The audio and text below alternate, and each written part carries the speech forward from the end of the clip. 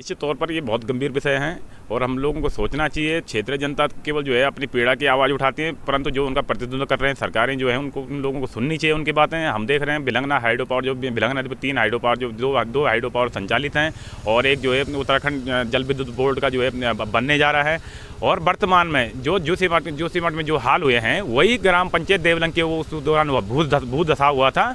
उन लोगों ने विस्थापन की मांग करी थी, पर तब तक ही जो है सरकार के नुमाइंदे तब तक ही जो है जनता के बीच में रहे, तब तक ही जनता की बातों को सुनते रहे, जब तक मीडिया के लोग रहे। आज तक जो है कोई कार्रवाई है। और जब जो है उसमें जब निकट भविष्य में जब वहाँ पे बहुत बड़ी त्रासदी होने को होगी, तब जाके जो है सरकार कुछ चेतेगी। यही निवेदन है कि एक मानवता के नाते, मैं बार बार कर, एक मानवता के नाते एक निवेदन अवश्य है सरकार से भी, सरकार के जनप्रतिनिधि से एक निवेदन अवश्य, जनता के जनप्रतिनिधि से। अगर तुम्हारा उत्तराखंड नहीं रहेगा तो आपकी कुर्सी कहाँ से रहेगी? क्योंकि जब उत्तराखंड नहीं रहेगा तो वोटर नहीं रहेगा, क्योंकि पलायन हो जाएगा। तो जब सरकार साजिश कर रही हैं जो है पलायन केवल मुंह से बोल रहे हैं कि जो है पलायन रोकना है, तो वही वाली कहावत फिट बैठती जो हमारे बुजुर्गों ने कहा है कि मुंह में राम बगल में छुरी। तो यही वाली साजिश कुल मिला की हो रही है कि उत्तराखंड को जो है उत्तराखंड के लोगों को भगाना है और यहाँ पे जो है ब्लास्ट करके जो है जो इन बड़ियों को, जो भारी व्यक्तियों को बेचना है, उत्तराखंड जल जंगल जमीन बेच करके जो है उनको बेचना है। और इससे अलावा तो कुछ फायदा है नहीं। डैम बन रहे हैं तो टनल बनेगी तो कितनी दिक्कतें हो सकती हैं उससे? बहुत बड़ा खतरा है, बहुत बड़ा खतरा है। कि मैं एक निवेदन और करना चाहता हूँ। हम लोग कह रहे हैं कि जो है कि निकट भविष्य में विधानसभा घनसाली के वही हाल होंगे, वही हाल नहीं है। मैं वर्तमान में फिर पुनः जो है सरकार से एक निवेदन अवश्य करना चाहता हूँ कि आपकी जो भी भूगर्भ की जो टीम है, जो आपके पास जो है जो कुछ ये टीम है जो जाँच करता जो आपके पास एजेंसियाँ हैं, निवेदन है कि देवलंग गाँव को और भिलंग पट्टी को, भिलंगना के अंतर्गत जो भिलंग पट्टी है उसका मुआयना किया जाए कि किस तरह से वहाँ जो है ये डैम के चलते जो भूदशा हो रखा है।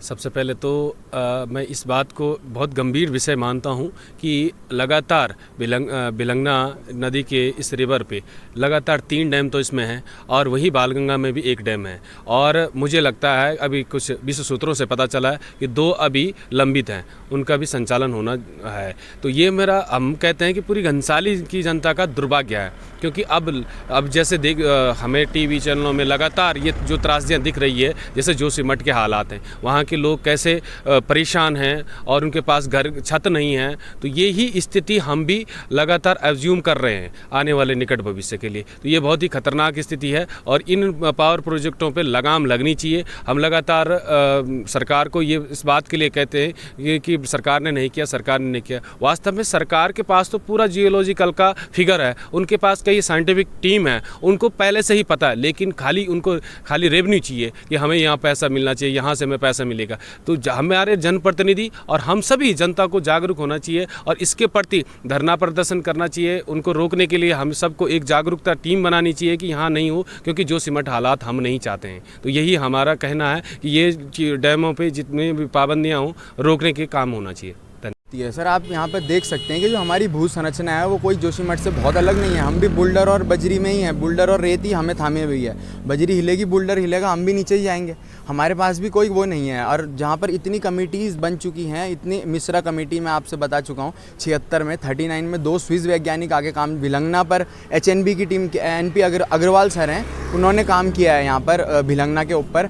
हम इस पर सॉल्यूशंस पे बहुत काम कर सकते हैं। हमें यहाँ पर हम चाहे घराट जो हमारे चलते हैं पौराणिक घराट, उनसे हम एनर्जी प्रोड्यूस कर सकते हैं, क्योंकि उनकी जो लोकेशन है वो ऐसे पे है जहाँ पे फ्लो स्ट्रीम बहुत तेज़ है। खाल है हमारे पास, खालों में हवा बहुत तेज़ चलती है, हमें ये बात ज्योग्राफी से पता लगती है, हम पढ़ते हैं, इसीलिए उनका नाम खाल है। स्यू हैं नदी के किनारे के इलाके जिन्हें हम स्यू कहते हैं गढ़वाल में, तो वो हैं। हमारे पास सोलर एनर्जी का बहुत बड़ा फ्यूचर है और इससे आने वाले जो हमारे लोग हैं उनके लिए ही एक अपॉर्चुनिटी पैदा होगी। आप देख सकते हैं कि आज जो डैम बना उसमें ना हमारे लोग हैं ना हमारी बिजली है, रेलवे बन रहा ना हमारा लोग है ना हम उसका वो ले पाएंगे लाभ, क्योंकि हम तो पलायन में हैं सब, हमारे लिए तो विकास हो ही नहीं रहा है। और वोटर की बात यहाँ पे हुई थी, वोटर आ रहे हैं, वोटर भी सरकार क्रिएट कर लेगी, उसकी टेंशन नहीं है। लेकिन हमें जो सोचना है वो अपने लोगों के लिए, उनकी अपॉर्चुनिटी और उनके विकास के लिए सोचना है कि हम कैसे अपना कल्चर बचाएंगे। अगर हम इसका धार्मिक एक्सपेक्ट देखते हैं तो धार्मिक एक्सपेक्ट आप ये देखिए कि आज की डेट में अगर हम बाहर जा रहे हैं, हमें अपने रीति रिवाज नहीं पता, अपने इष्ट देवता नहीं पता, हमें कोई देवी देवता कुल देवी कुछ नहीं जानते हम, हमें सिर्फ ये पता है कि मेरी जात क्या है ना। मैं गढ़वाली, और गढ़वाली में भी हम कहते हैं मैं समझता हूँ, बोलता नहीं हूँ।